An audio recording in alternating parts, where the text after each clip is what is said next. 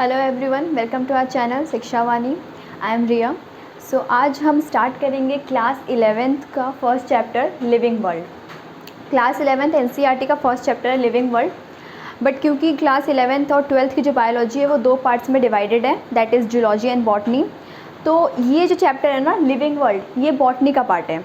तो बॉटनी का ये चैप्टर है और एनसीईआरटी के हिसाब से फर्स्ट चैप्टर है, तो इसको हम करेंगे। बहुत ही छोटा चैप्टर है तो इसको वन शॉट में ख़त्म कर देंगे हम, ठीक है। जितना ब्रीफली हो सके उतना मैं अच्छे से एक्सप्लेन कर दूँगी। तो एनसीईआरटी के हिसाब से अगर हम इस चैप्टर को देख रहे हैं तो इस चैप्टर में सबसे पहले कुछ ऐसे पॉइंट्स हैं जिनको हमें पता होना चाहिए। वो है क्या? लिविंग वर्ल्ड की बात कर रहे हैं तो जितनी भी ऑर्गेनिज्म लिविंग है उन सब की बात करेंगे, ठीक है। तो सबसे पहले ये देखना है कि बायोडाइवर्सिटी क्या होता है। बायोडाइवर्सिटी का मतलब ये होता है कि अर्थ पे सिर्फ एक ऑर्गेनिज्म तो है नहीं, बहुत सारे टाइप के ऑर्गेनिज्म फाउंड होते हैं। चाहे हम सिंगल सेल की बात कर लें, बैक्टीरिया है, वायरस है, या फिर multi cell organism, human being हैं, डॉग्स हैं, कैट्स हैं, बहुत सारे ऑर्गेनिजम्स हैं, प्लांट की स्पीशीज़ है इतनी सारी।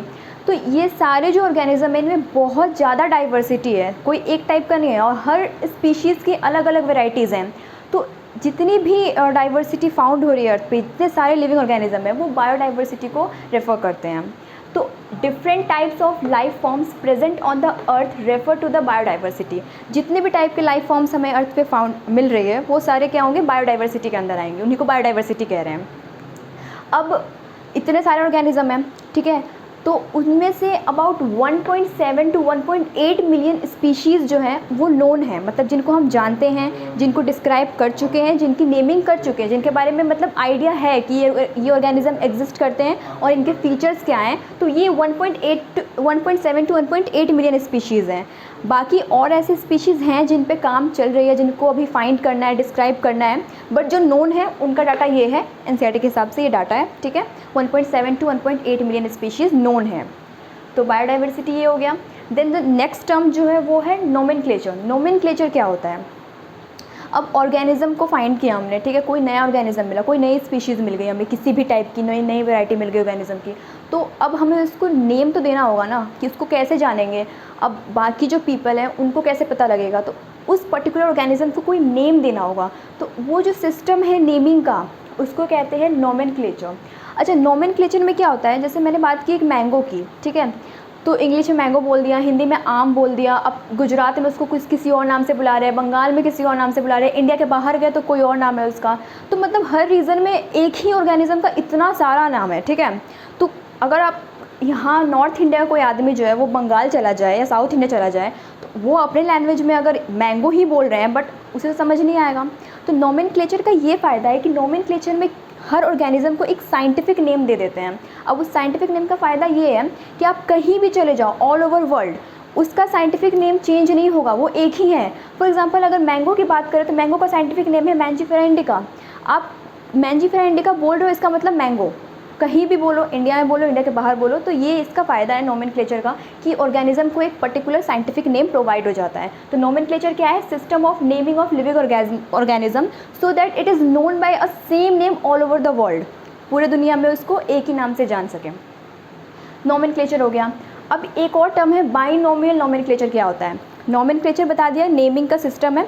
बाइनोमियल नोमेनक्लेचर का मतलब ये हो गया कि यहाँ पे जो ये वर्ड है ना बाइनोमियल, ये क्या शो कर रहा है कि कोई भी ऑर्गेनिज्म जिसकी हम नेमिंग कर रहे हैं, साइंटिफिक नेम दे रहे हैं, तो साइंटिफिक नेम में ना दो पार्ट होते हैं।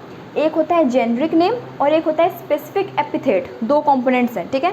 एक जीनस का नाम होगा, जीनस शो करेगा कि कौन से जीनस से बिलोंग कर रहा है ऑर्गेनिज्म, और एक शो करेगा कि इसकी स्पीशीज़ क्या है। फॉर एग्जांपल ये एग्जांपल जो हम ले रहे हैं मैंगो का, मैंजीफेरा इंडिका, यहाँ पे जो मैंजीफेरा क्या है? जीनस, ठीक है। मैंगो की जीनस बता रहा है कि ये इस जीनस से बिलोंग कर रहा है, और जो इंडिका है ये इसकी स्पीशीज़ है, ठीक है। तो ये दो कंपोनेंट से मिलके बना हुआ है, इसीलिए इस नेमिंग के सिस्टम को, इस नोमेनक्लेचर को क्या बोलेंगे? Binomial nomenclature. क्यों? क्योंकि इसमें दो कंपोनेंट इन्वॉल्व है। तो बाइनोमियल का मतलब ये हो गया। नेक्स्ट आता है आइडेंटिफिकेशन, कि आइडेंटिफिकेशन किसे कहते हैं हम? नेम कर दिया, ठीक है, नेम देना है हमें ऑर्गेनिज्म को, हमने देख लिया कि नोमेनक्लेचर में दे रहे हैं, बट नेम देंगे कैसे? उसको नेमिंग करेंगे कैसे? उसको साइंटिफिक नेम देंगे कैसे जब तक हमें उस ऑर्गेनिज्म के बारे में पता ही नहीं है? तो आइडेंटिफिकेशन क्या है? The process of describing the organism so we know to what organism the name is attach to. अगर कोई अननोन पर्सन है और उसको मैंने बोल दिया मैंजीफेरा इंडिका, उसको पता ही नहीं कि है क्या चीज़ है, ऑर्गेनिज्म दिखता कैसे जिसका नेम मैंने बोला है, तो इसके लिए जो आइडेंटिफिकेशन का प्रोसेस है ये इंपॉर्टेंट है कि उस ऑर्गेनिज्म के फीचर्स क्या हैं, उसकी आउटर बाउंड्री क्या है, कि वो दिखता कैसा है, ये पता लगे, ताकि लोगों को ये आइडिया रहे कि जो मैं नाम बोल रही हूँ या फिर जो हम नाम सुन रहे हैं वो एक्चुअली में किस ऑर्गेनिज्म का नेम है, वो ऑर्गेनिज्म है क्या। ठीक है, तो ये आइडेंटिफिकेशन का प्रोसेस, आइडेंटिफिकेशन क्या है, प्रोसेस है जिसमें ऑर्गेनिज्म को डिस्क्राइब करते हैं ताकि पता लग जाए कि जो ऑर्गेनिज्म है वो जो नेम हम बोल रहे हैं साइंटिफिक नेम पर्टिकुलर, वो किस ऑर्गेनिज्म से अटैच्ड है। ठीक है, तो उसकी इसलिए ये आइडेंटिफिकेशन का प्रोसेस जो है वो इम्पॉर्टेंट है। अब जब बात करें नोमेनक्लेचर की, तो ऐसा तो है नहीं कि कोई भी पर्टिकुलर एक पर्सन आया और उसने ऑर्गेनिज्म उठाया और नाम रख दिया और बोला ये साइंटिफिक नेम हो गया, ऐसा तो हो नहीं सकता। साइंटिफिक नेम अगर हम रख रहे हैं किसी भी ऑर्गेनिज्म, क्योंकि वो वर्ल्ड वाइड एक्सेप्टेबल है, तो ऑब्वियसली कुछ रूल्स एंड रेगुलेशन को फॉलो करने होंगे, कुछ कोड्स को फॉलो करने होंगे। तो अगर हम प्लांट की नेमिंग कर रहे हैं तो उसके लिए डिफरेंट कोड होता है, और अगर एनिमल की नेमिंग कर रहे हैं तो उसके लिए डिफरेंट कोड होगा साइंटिफिक नेमिंग के लिए। ठीक है, तो जो प्लांट के कोड होते हैं उसको बोलते हैं international code for botanical nomenclature. Botanical nomenclature मतलब यहाँ पे प्लांट की नेमिंग के टाइम, प्लांट की जो साइंटिफिक नेम होगी उसको करते टाइम जो कोड्स को फॉलो करने हैं, जो कोड्स हमें फॉलो करनी है वो ICBN है। ठीक है, international code for botanical nomenclature. और सेम अगर एनिमल की नोमेनक्लेचर हो रही है तो जो कोड फॉलो करनी है वो है international code of zoological nomenclature. तो ये दोनों कोड्स हैं जो हमें फॉलो करने होंगे, प्लांट्स के लिए ये वाला और एनिमल्स के लिए ICZN। अच्छा, एक चीज़ का और ध्यान रखना है कि जब हम बात कर रहे हैं international code for botanical nomenclature, तो यहाँ पे याद रखना है कि यहाँ पे 4 वर्ड गिवन है। ठीक है, और जब ये बात कर रहे हैं international code of zoological nomenclature, तो यहाँ पे ऑफ है। तो लिखते वक्त, क्योंकि पेपर में अगर आता है इनका कोड आता है और आपको लिख रहे हो, फुल फॉर्म लिख रहे हो, तो ये गलती ना हो जाए कि दोनों में आपने 4 लगा दिया या फिर दोनों में ऑफ लगा दिया, इसका फ़र्क होता है, इससे मार्क्स कट जाते हैं। इसलिए मैंने बता दिया कि कंफ्यूज नहीं होना है, international code for botanical nomenclature and international code of zoological nomenclature. तो ये हो गया नोमेनक्लेचर का। अब आते हैं साइंटिफिक नेमिंग। किसी भी ऑर्गेनिज्म की साइंटिफिक नेमिंग कर रहे हैं, ठीक है, हो गया नेम, हमें पता है। अब मेरे को अगर वो लिखना है, ठीक है, मैं कॉपी कर रही हूँ या फिर कंप्यूटर पर टाइप कर रही हूँ, तो कुछ चीज़ें हैं जो हमें अपने माइंड में रखनी है। ठीक है, वो क्या है कि जैसे मैंने यहाँ पे नाम लिखा है मैंजीफेरा इंडिका, किसका नाम है, मैंगो का साइंटिफिक नेम है। तो अगर मैं इसको हैंड रिटेन लिख रही हूँ, ठीक है, कहीं पे लिख रही हूँ, चाहे कॉपी है कहीं भी मैं लिख रही हूँ अगर उसे, तो दोनों जो है, एक जीनस नेम और स्पीशीज़ नेम, इन दोनों को मैं सेपरेटली अंडरलाइन कर दूँगी। ठीक है, इन दोनों को क्या करना है, हमें सेपरेटली अंडरलाइन करना है। और अगर यही नेम मैं कंप्यूटर में टाइप कर रही हूँ, ठीक है, टाइप कर रही हूँ, लिख नहीं रही हूँ, तो कंप्यूटर में उसको इटैलिक फॉर्म में डाल देना है। ठीक है, साइंटिफिक नेम जो होते हैं ना वो लैटिन और ओरिजिन है, ठीक है, लैटिन वर्ड से ओरिजिन होते हैं, वो उनकी ओरिजिन लैटिनाइज्ड है, लेकिन उसको लिखते हैं इटैलिक फॉर्म में अगर कंप्यूटर में टाइप कर रहे हैं। और अगर हैंड रिटन है तो दोनों के जो क्या नाम है, जीनस नेम है और स्पीशीज़ नेम है, दोनों को क्या करेंगे, सेपरेटली अंडरलाइन करेंगे। ये भी नहीं कि ऐसे लिया और एक लाइन डाल दिया, नहीं, ये गलत हो जाएगा। हमें क्या करना है, सेपरेटली अंडरलाइन करना है। जीनस को अंडरलाइन किया और स्पीशीज़ को किया। ये फर्स्ट रूल जो दिमाग में रखना है। सेकेंड रूल ये है कि जो जीनस का नेम है, जैसे यहाँ पे मैंजीफेरा जीनस को शो कर रहा है, इसकी जो फर्स्ट लेटर होगी ना वो कैपिटल होगी, कैपिटल से स्टार्ट होगा। ठीक है, और आगे जो है जैसे हम लिखते हैं नॉर्मल चलेगा, बाकी स्मॉल लेटर होंगी। जीनस का फर्स्ट लेटर कैपिटल होगा और स्पीशीज़ का फर्स्ट लेटर स्मॉल होगा। ये नहीं कि दोनों के कैपिटल कर दिए, जीनस का भी कैपिटल हो गया और स्पीशीज़ का भी कैपिटल, नहीं, स्पीशीज़ का स्मॉल लेटर रहेगा और जीनस का कैपिटल लेटर रहेगा। तो ये हो गया आपका साइंटिफिक नेम।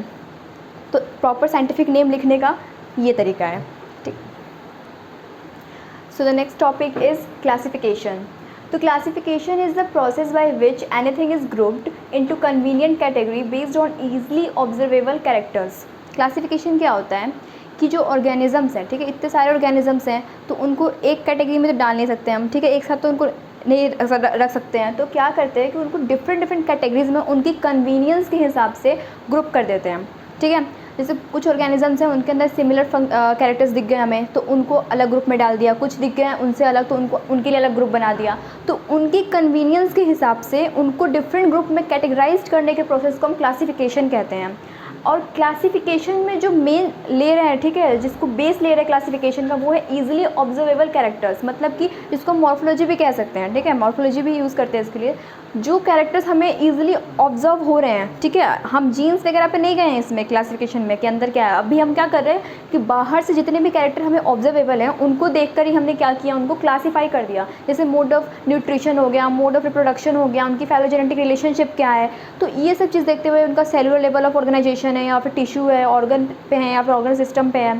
तो इन चीज़ों को देखते हुए क्या किया, उनको डिफरेंट डिफरेंट कैटेगरीज में डिवाइड कर दिया है, तो इसी को क्लासिफिकेशन कहते हैं। अब जो ये टैक्सा है यहाँ पे जो मैंने लिखा टैक्सा, इसका मतलब क्या होता है, कैटेगरीज।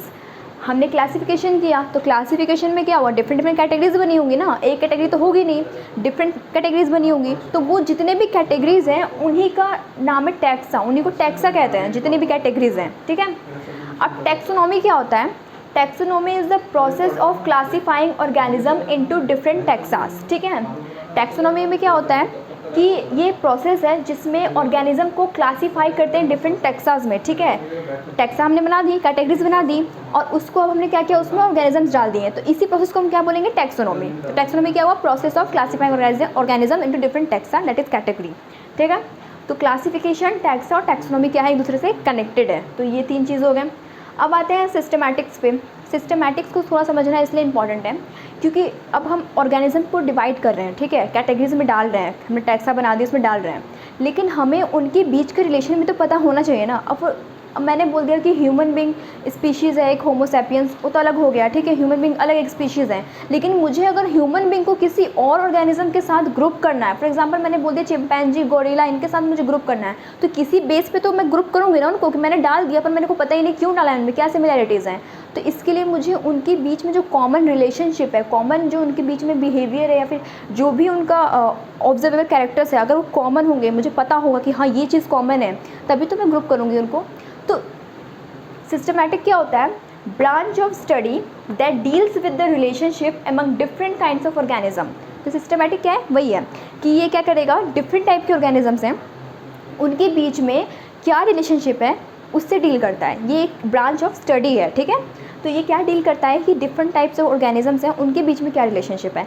अब जितने भी ऑर्गेनिज्म हैं अर्थ पे, वो डायरेक्टली या इनडायरेक्टली एक दूसरे से कनेक्टेड तो हैं, ठीक है, कनेक्शन उनके बीच में है, लेकिन अब ये है कि बहुत ज़्यादा कुछ कनेक्टेड हैं, कुछ बिल्कुल ही मतलब ज़्यादा मतलब शो करते हैं एक दूसरे के टाइप का बिहेवियर, और कुछ जो है वो थोड़ा बिहेवियर है सेम बट उतना नहीं है जितना मतलब होना चाहिए नॉर्मल, तो उनको डिफरेंट डिफरेंट कैटेगरीज बना दिए गए हैं, ठीक है। तो सिस्टमैटिक क्या करता है, बीच में उनके बीच में जो रिलेशनशिप है उसको फाइंड करता है।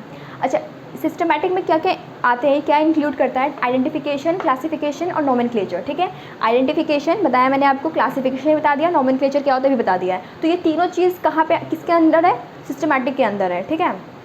अच्छा, 2 चीज़ अभी और आपको समझना है, वो ये है टैक्सोनॉमिक कैटेगरी क्या होता है और टैक्सोनॉमिक हायरार्की क्या होता है। टैक्सोनॉमिक कैटेगरी कुछ नहीं, जो मैंने कैटेगरीज यहाँ पे बताया, टैक्सा बने हैं, डिफरेंट कैटेगरीज हैं, यही जो कैटेगरीज है ना, इन्हीं को नाम दे दिया टैक्सोनॉमिक कैटेगरी। क्यों, क्योंकि ये जो कैटेगरीज है इसमें हम क्या कर रहे हैं, टैक्सोनॉमी प्रोसेस हो रहा है ना, टैक्सोनॉमी इसी में तो हम लोग डिवाइड कर रहे हैं उनको, क्या नाम, ऑर्गेनिज्म को, इसलिए इसको हम क्या बोलते हैं, टैक्सोनॉमिक कैटेगरीज, ठीक है। क्योंकि ये जो कैटेगरीज है इसमें क्या होने वाला है, क्लासीफाई करने वाले ऑर्गेनिज्म को। टैक्सोनॉमिक हायरार्की क्या होता है कि जो डिफरेंट टाइप की कैटेगरीज बनाई हैं, ठीक है, लाइक किंगडम हो गया, फाइलम है, क्लास है, फैमिली, जीनस, स्पीशीज, ऑर्डर, ये जो है ये सारे क्या हैं, कैटेगरीज हैं। तो इन कैटेगरीज को अगर मैं किसी ऑर्डर में अरेंज कर दूंगी ना, तो उसी को हम बोलेंगे टैक्सोनॉमिक हायरार्की, ठीक है। तो टैक्सोनॉमिक हायरार्की की होता है वो क्या है, डिफरेंट टैक्सास को ऑर्डर में अरेंज कर देना।